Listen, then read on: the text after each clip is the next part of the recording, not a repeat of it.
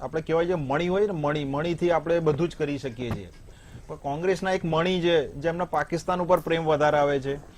એક કોંગ્રેસના આપણા ગુજરાતના નેતા છે એ મહાત્મા ગાંધીજીના લુચ્ચા કહે છે. એક પિત્રોડા છે, શ્યામ પિત્રોડા, એમને તો આખું વારસાગત 50% આપી દીધું કે ભાઈ આ થઈ શકે છે.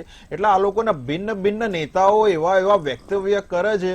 અને ફારૂક અબ્દુલ્લાજી તો એમ જ કહે છે ભાઈ પાકિસ્તાનની ચૂડિયા નથી પહેરી. એટલે મને એ ખ્યાલ નથી આવતો કે આપણે ભારતમાં લોકસભાની સીટો ઇલેક્શન થઈ રહ્યું છે કે પાકિસ્તાન જોડે આપણે લોકસભાની સીટોનું વહેંચણી કરીએ છીએ.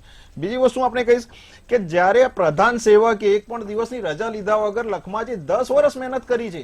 આપણે કોઈ હોલિડે મનાવવા નથી જતા, કોઈ પબમાં નથી જતા, ક્યારેય કોઈ જગ્યાએ કોઈ 10 દિવસ કે ન્યૂ યરની પાર્ટી નથી કરતા. આપણે આ પ્રધાન સેવક એક મળ્યા છે અને એક માત્ર કે જેમને ચા વેચીને ગરીબીમાંથી સીડી ચડીને પ્રધાનમંત્રી બન્યા હોય.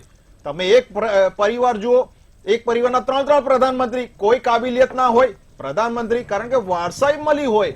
જયારે આ એક પ્રધાનમંત્રી હોય કે મોદીજી કે જેમને 12 કરોડ મહિલાઓને ઘરે સિલિન્ડર આપ્યું હોય, ઘરે ઘરે નલ સે જલ યોજના પહોંચી હોય, ગરીબોને પાકા મકાનો આપ્યા હોય. તમે જુઓ ખૂણે ખૂણે હાઈવે બન્યા છે, એરપોર્ટ બન્યા છે, આઈઆઈટી આવી છે. જમ્મુ કાશ્મીરમાં કોઈ જોવા નતું જતું.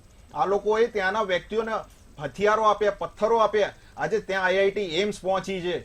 અને આમના નેતાઓ આજે પણ જે નિમ્ન કક્ષાની રાજનીતિ જે કરી રહ્યા છે, એ શરમ આવી જોઈએ કોંગ્રેસના નેતાઓને. એટલા જ કહું છું કે 2019માં 52 મળી હતી ને, આજે પ્રધાનમંત્રીજીને કહેવું પડે છે કે 50માં પેલું વળી જશે. કારણ કે લખમાજી પ્રધાનમંત્રીજીએ જે સેવા કરી છે, જન સુધી, લોકો સુધી ઘરે પહોંચ્યા છીએ. અને અમે તો કોમ્પિટિશન કોઈ કરતા નથી. કાલે એક નેતા ભ્રષ્ટાચારમાંથી બહાર આવ્યા, જમાનત મળી, અને એમાં તો કોંગ્રેસના નેતાઓએ જે નિવેદનો આપ્યા, મને એ ખ્યાલ નથી આવતું કે પોતા જ આપણા પરિવારના વ્યક્તિઓ જમાનત ઉપર બહાર છે.